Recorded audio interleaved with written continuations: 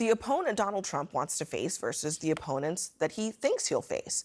Moments ago on Fox, Trump was asked directly about whether or not Joe Biden should quit the race.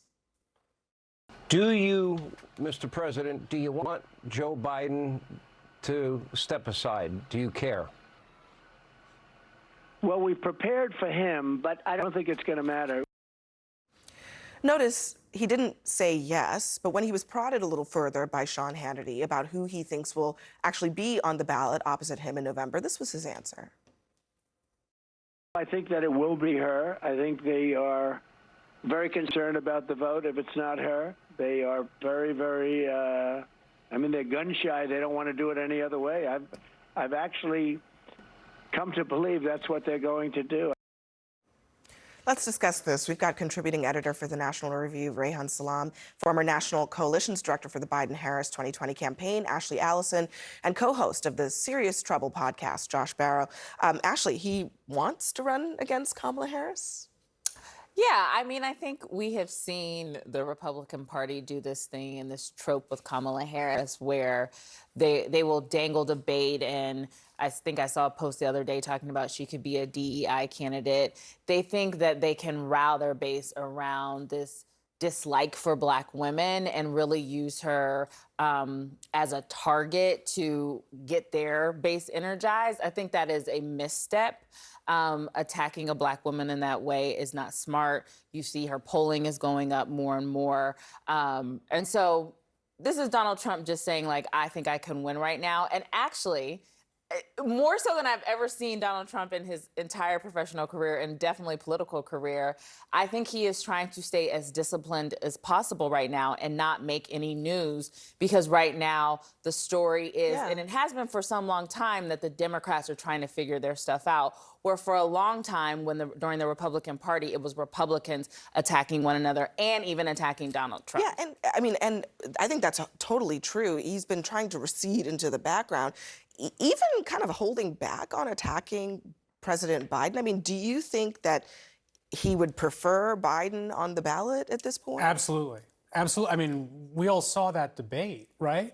Biden is not in a position to run an effective campaign for the next 4 months. If I'm Donald Trump, I'm really afraid that Joe Biden will get out. I mean, a theme through the 4 years of this administration has been that Kamala Harris's polling had been worse than the president's. Going through, you would have a poll with a horse race with Trump and Biden, and then one with Trump and Harris would run worse. I don't think that's true anymore. I think it's clear now from what polling we've seen after the debates that the Democrats will be stronger if they replace Biden, whether with Harris or with a different candidate.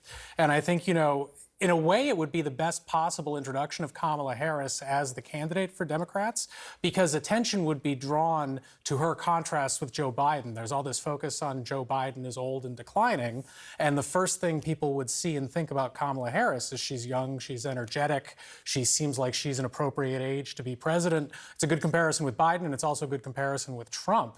And so I think, I think at this point it's clear that she's a better candidate. And so if I were Trump, I would be very much hoping that Biden stays in. Let me play this. This is an ad that's just out from a pro-Trump group, and it's using the debate to really make a case against Biden and the Democrats generally.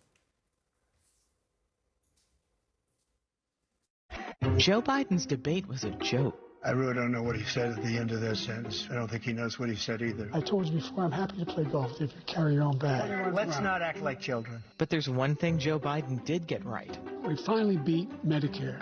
Well, he's right. He did beat Medicare. He beat it to death.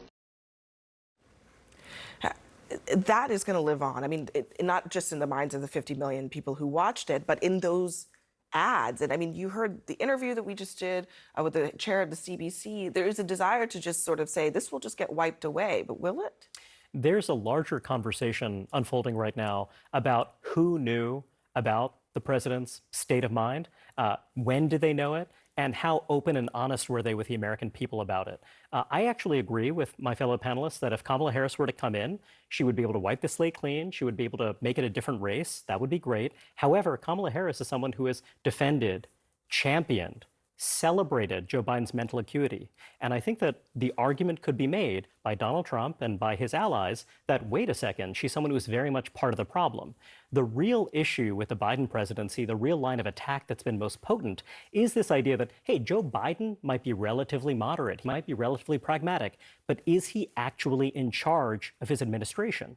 And what we've been hearing out of the White House, a ton of reporting, not just about the events of the past 2 weeks, but about the events of the past 6 months, is of a small clannish group around the president that's been cosseting him, protecting him. And Kamala Harris, did she know? Was she aware? Well, what was her role in all look, of this? I mean, her job as the vice president is not to throw her boss under absolutely the not. bus. Absolutely not. But I it mean, does raise questions. I do look. I mean, I do wonder for the Republicans highlighting and attacking Joe Biden. I mean, it seems to only encourage Democrats to do exactly what Rayhan is suggesting. Or do you think that this is case closed, that Joe Biden is really dug in and is really not going anywhere? I can only take the president at his word, and he is saying he is staying on the ticket, and so he is on the ticket. My focus is beating Donald Trump. If it is Joe Biden, I think we have to fight very, very hard to ensure that Donald Trump does not become the president. You know, coming out of Memorial Day, I was telling everyone, things are about to get crazy because you know what? It's a general election. We didn't have a traditional general election in 2020 because it was COVID. This is what happens in campaigns. People run attack ads against one another. Yeah. But one thing I would just push back on is that I have not been interacting with the president whatsoever. I know the people that work at this White House, and I find them to be truthful people. This thinking that there is some conspiracy going on in the White House, I think, is not accurate because there is no proof. Yes, we saw a bad debate, but all of us have bad nights. I am not willing to jump down on this conspiracy theory that there's this whole debate or the 2,000 political appointees are lying to the American public to protect Joe Biden. We don't have proof of that, and I'm taking the president at his word. I mean, we do have a lot. Look, and to your point, some of this is not on the record, but there are a lot of people voicing concerns about the way that they've seen the president operating recently. Josh, the way that President Biden is defending himself right now, which is to say it's me or nothing, is that going to work threat for the American people? It's a Trump-style threat. He's pointing a gun at the head of the party and saying he'll shoot if he doesn't get his way. This is what Trump has done to Republicans over and over for 9 years, and we've laughed at them.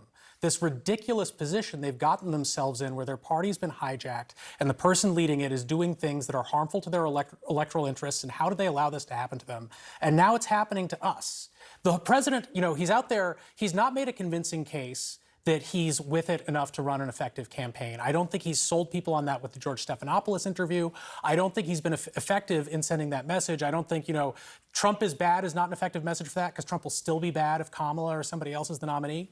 The only thing that he's done that's looked effective over the last week and a half is this implicit threat, basically saying, I'm not going anywhere, and if you keep talking about how I'm too old and clearly declined and not the right person to be the candidate, that's only going to hurt all of us in November. It's a threat. He's basically saying, if you try to take me down, I'm going to take the whole ship down with me. I find it outrageous, personally. Can they make a credible argument to take voters out of the picture at this point and just pick someone else?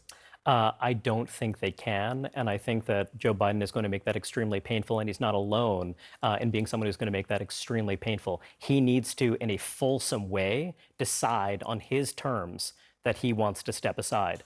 I also think from the perspective of Democrats waiting in the wings, I hate to sound cynical, but there are a lot of them who'll be thinking, hey, look, if there's a Trump presidency, 2026, those midterms will look great. 2028, you'll have an open shot if you're someone who's other than Kamala Harris. Well, you know, considering I think that the other part of the argument is that a second Trump term would be the end of American democracy, I'm not sure that they can afford to wait that long. The question is, how cynical are these folks? Yeah, that is the central question, I suppose, at this point.